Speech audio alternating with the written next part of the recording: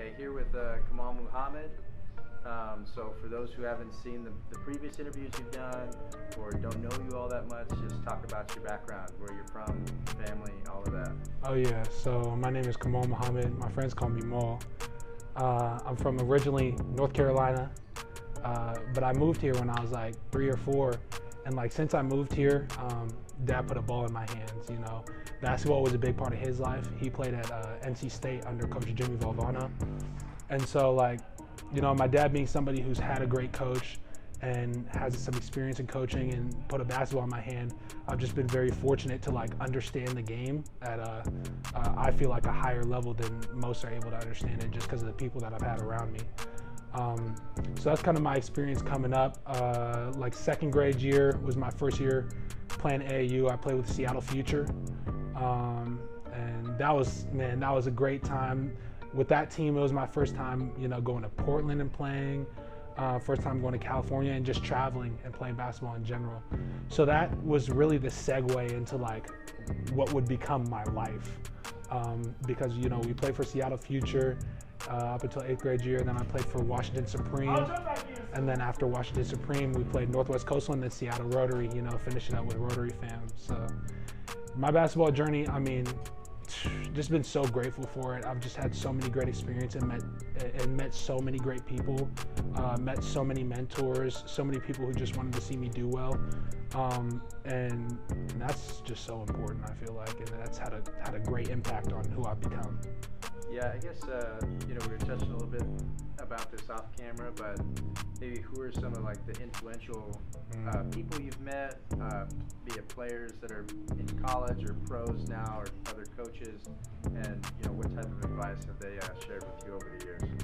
Oh man, I got a couple. So I'd have to start off with my dad. You know, like I said, he just put that ball in my hand, so I got to give all thanks to him because he started me on this journey. And then other than my dad, I'd have to go with my coach, Joe Putz. He was my coach at Lakeside for my first 3 years. Just a great coach, but also a great human being. Understands the value of being a good person off the court, and that was something that he always stressed to me. And he also always stressed like playing with confidence. You know, being confident in your abilities and working on your abilities, being confident in your work. So Coach Putz would have to be another great one. On top of that is Coach Blackwell. He coached me at Lakeside my senior year. And he was somebody who he instilled that same confidence in me, but he wanted me to take it to the next level. He pushed me to get extra work in after practice, to come in on weekends and on off days and get work in, come in before practice and get work in. He's also a family friend, so he knows me on a level where it's like, if he's pushing me super, super hard, like I know it's out of love. I know he wants to see the best for me, and so Coach Blackwell has been just such a huge inspiration to me. Other than that, I got a third coach, Coach Wayne Perilla. He's coaching at Lake Oswego Prep School right now, but you know, we used to wake up every Monday, Wednesday, Friday and run stairs at Richmond Beach. Another coach that just wanted to see me do well, and he gave me a lot of advice on like where I could go to take my game to the next level. He worked a lot with me on my jump shot and on getting my motor higher, you know, becoming a high motor basketball player, high motor big, high motor forward. So Perilla would have to be another one. So that's it for coaches, you know, for family. Also, I can't not say mom, because mom is just the biggest supporter. And then other than them, I'd have to say, like, as for players, you know, I have some of my best friends on my Rotary team that I played with last year, but for guys that like I really look up to, my freshman year playing on the Adidas gauntlet with ML20, I was able to become pretty close with guys like Tari and Marjan, and they just gave me some really good advice, you know. And so I still, you know, listen to those guys and still talk to those guys.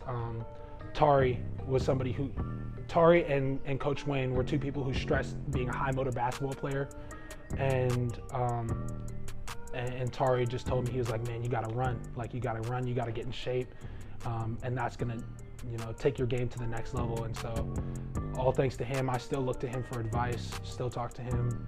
about my game and where it's going. So those would have to be some of my like key mentors, you know, my key circle of people that I look to for advice and guidance. Right, and Tara Easton at LSU. At LSU, yeah. Okay. And I've noticed here throughout the event, you know, been pretty vocal, glue guy with your teammates. Yeah. Just how, you know, how do you view it, just kind of passing, you know, some of that information on, inspiring others like they've done to you? Oh man, I just like, for a lot of the young guys, especially at Lakeside, you know, it was my senior year, so as a captain, and I've been a captain since my sophomore year, as a vet, it's really my job to like bring up the young guys and make sure the young guys, you know what to do, know what playing basketball at a high level looks like. And so I be telling my guys, you know, like, you hear me communicating on defense, and so you got to communicate on defense. You see me with my hands up, you got to have your hands up. Like, that's just how we play. And so that's like been a big component that I've been trying to promote, is communication, because I've just noticed that at the college level, and guys who compete at a very high level, they're always talking, they're always communicative, they're always interacting with each other, and most of all, they're always having fun on the court. So that's something I always try to push to my guys. Even, you know, whether it's Lakeside or just like a showcase like this, I always want to bring that energy and that leadership to a team that I know I can. Is that something like that, you know, being more of an extrovert and motivating guys, that's something that's kind of come naturally to you? Have you always been that way, or is it something you've grown into? You know, leadership has been something, I feel like starting young on my dad's team with Seattle Future, he's somebody who really pushed me to be a leader on his team, pushed me to be vocal, and guided me in that way. And so even after, you know, my Seattle Future days, that was something that at that point had become second nature, because I was already playing with them for 5 or 6 years. So it's been a pretty natural thing, pretty ongoing thing, is just being vocal, being a leader, communicating with your guys, talking on defense, and, you know, even talking on offense, knowing where guys are supposed to be. Those are all like keys to very good leaders on the court. So that's something I've always tried to implement. And so getting into your game a little bit, for those who haven't seen you play, just kind of describe your strengths where you do well. Yeah. So some of my strengths on the court, I'd have to say I'm a high motor big.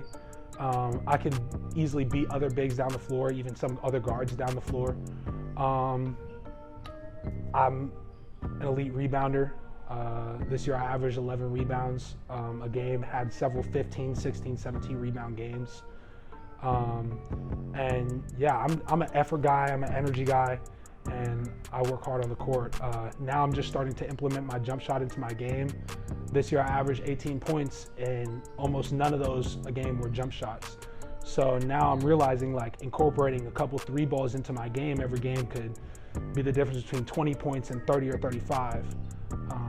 And it could really help my ability to put up numbers. So right now in training, that's been the biggest focus in my game, is just getting my jump shot right. But as for what my strengths are, you know, my motor, that's something that I depend on, is like my motor, being vocal. And I've also noticed that when I'm vocal on the court and the guy that's guarding me isn't vocal on the court, a lot of times that vocal dominance can throw guys off a little bit. So that's something that I kind of enjoyed doing. I was having fun with it yesterday in our second game of the showcase. Guys, you just kind of use it as a weapon against other guys. Oh yeah, and talking gets me going too. So you know, other guys can take it how they want, but man, it gets me ready to go.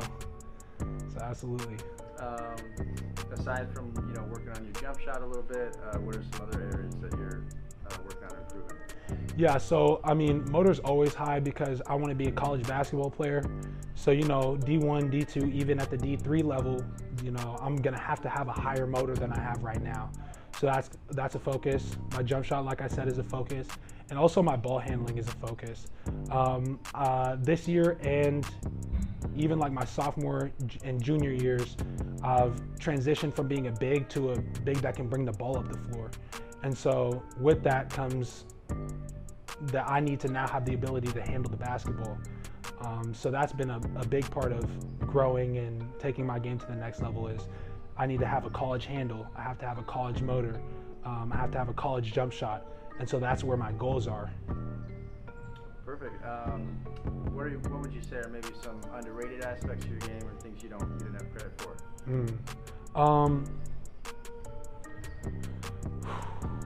That's a good question.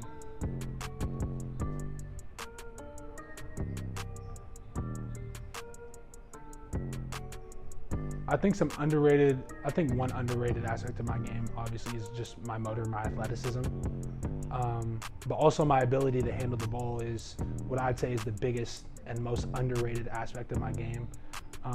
Being a 6'8" forward who can take a guy inside or bring him outside, I think that versatility could bring a lot to a college roster. So I think that's a very big underrated part of my game. Also the vocal aspect, any coach that's come to see me play has said that they liked how vocal I am and how much of a leader I am on the court. So I feel like that's kind of the underrated aspect, or it kind of goes unrecognized by most, but some do recognize it, which is awesome. And any other aspects of my game that I'd say are underrated? I'd have to say that. My motor and my talkativeness, communicativeness, my leadership on the court. Nice. Any players, I know you mentioned Terry Easton a little bit at LSU, but any players that you like to watch and model your game after? That's a good question. So as of recently, I've been watching a lot more guards because I started out dominating inside, and now I want to add more to my game.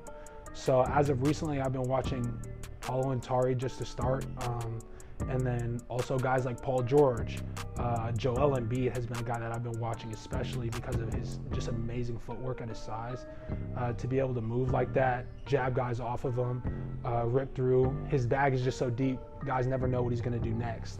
And I want to become a player like that. Another special thing about Joel that I've noticed is his moves work against everybody, and that just becomes, at that point, it's just work in the gym and it's just reps and working on your games if you want to have moves that work against everybody. Paul is the same exact way.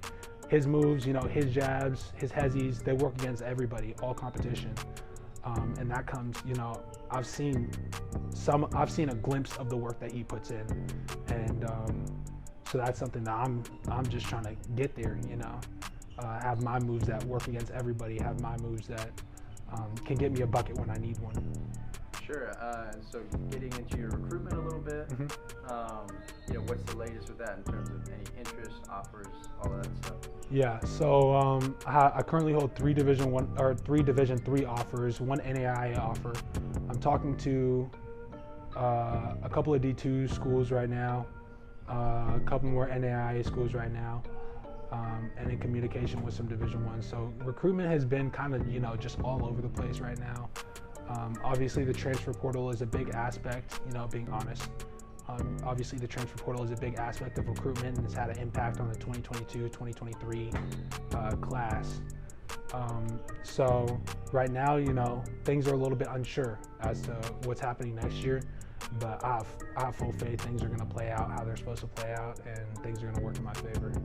So yeah, recruitment's kind of been a roller coaster, but I'm enjoying it. It's a journey, it's a process, so just trying to enjoy that process and take it in stride. Would you consider going post-grad? Yeah, for sure. That's something that's an option we've been considering as a family with my mom and my dad, and we've been talking about it. So, just a lot of options to consider. We got to lay everything out on the table and really see what the next play is going to be. Gotcha. So I know a decision coming up fairly quick, but in terms of a college, ideally, what are you looking for in a school of choice? Man, I really like, warm places. So warm places is going to be a big part of the school. I want to be in a program that's going to make me a pro basketball player, because that's what the goal is at the end of the day. So I want to be in a situation that's going to challenge me, that's going to force me to grow, that's going to make me uncomfortable, just so I can ultimately reach my goals. So I just think that that's a big aspect of a school. But on the non-athletic side, you know, I want a school, like I said, in Warm Place. I want an academically challenging school. You know, I went to Lakeside this year and got a 3.2 GPA at a challenging school. I want to continue to challenge myself academically at whatever school that I choose or may go to next, whether it's a post-grad or a college. I want to continue to challenge myself academically.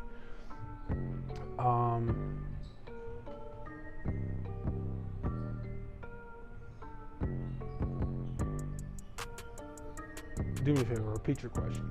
Well, just any you kind of talked about things you wanted in a school, off the court and on the court. Oh yeah. Any other aspects that you would like in a school? Oh yeah, I love schools that support their basketball teams. You know, I'll play basketball for free. I'll play basketball in an empty gym, but obviously it's a lot more fun when the gym's packed. So I want to play at a school that supports their basketball team. I want to play at a school that supports their students. And I want to play at a school, you know, that's the right fit for me. You know, good people, good environment, and good community around the school. You know, whether it's a college town or a big city, I like to feel supported by not only the people within the confines of the campus, but also the community around the campus that love the school. So that's definitely some things that I'm looking for in a school. Okay.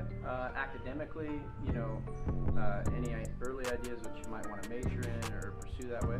Yeah, so I've been thinking a lot, and this has been such a process because it started out I wanted to major in like sports medicine, and that was like a big thing. I have some great athletic trainers at Lakeside, and physical therapy and sports training has been something that I took interest in as of recently, and so that was something I originally, you know, might wanted to major in. But then I started reading some books. I started getting into like business and finance and entrepreneurship, marketing, that whole bit. So as of right now, it's looking like business and marketing, maybe management. If they offered like a minor of sports medicine or even like sports psychology or something, I'd love to do that. But you know, I got time. I could get a couple of different degrees if I wanted to. I was thinking of pre-law, like when I was really, really young, I wanted to be a lawyer. And my mom was like, "Oh, that'd be a great job for you. You love to argue with me." And I was like, "Thanks, Mom." So yeah, possibly it's a little bit all over the place, but right now, business, marketing. Okay, great. So I guess like, how do you you know, see your role at the next level? At the next level, I definitely want to be a slashing guy. I think I could make a very good 3 at the next level. I could be a guy that slashes, crashes the boards. And I also think that my game translates to the next level because I do a lot of things. I block shots, I take charges, I box out to get rebounds, which are a lot of things that you don't see guys doing at the high school level. So I just think that at the next level, my game could translate to me being a slasher, being a guy who continues to do those little things, talk on defense. I could continue to be an energy player, do all the same things that I did in high school, but just add that catch and shoot package to my game would be huge. And also just upgrading my game to the point where I'm a college athlete doing what I do at a college level, and not a high school athlete successful in what I do at the high school level.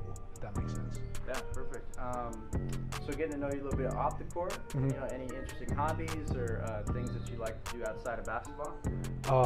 Yeah, there are a couple. So I used to play ukulele, and I picked that up just because my school like was big on their ukulele program, and so you know, wanted to try something new. I picked up a ukulele.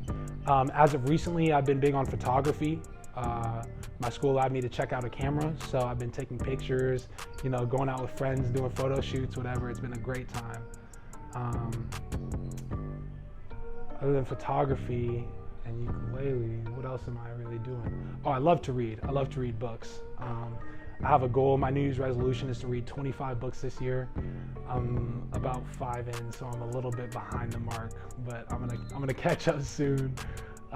I love all types of books, you know, business books, because that's what I plan to major in. So business books, finance books, and then also books, you know, I reread Percy Jackson this year because that was like a childhood favorite, so I had to like come back and reread that. And then there have been a couple other ones, a couple business books and money books, you know, Rich Dad, Poor Dad. A lot of people have heard of that one. Psychology of Money is another one. And yeah, I like to read books that I feel like are preparing me, you know, for life and to be a successful like human being, not just a successful student or basketball player. So that's definitely what I've been reading as of recently for my hobbies. Ceramics is another one. I've been doing that at school a lot because my school has a ceramics program. Fallen in love with it. Just a big like unstressful, de-stressing activity that I can do. That winds me down and, you know, clears out the head. So those would be some hobbies that I picked up as of recently. Nice. And a couple more questions. You know, if you had one hashtag to describe yourself, either on or off the court, what would that hashtag be and why? Hashtag big guard, because there's not a lot of guys at the high school level who can get a defensive board and bring the ball at the floor and go coast to coast and dunk it at the other end. But I'm one of those guys. So. Nice. And conclude with this. You know, ideally, 5 years from now, 4 years from now, where do you see yourself? I see myself as a pro, but I also see myself ready to go back to school and get my degree. And you know, I see myself as somebody who is helping other people for sure. Who is continuing to, you know, find myself and explore and learn things about myself. Traveling. I see myself doing a lot in 5 years, so hopefully I can lay out all the chips and get all my cards organized and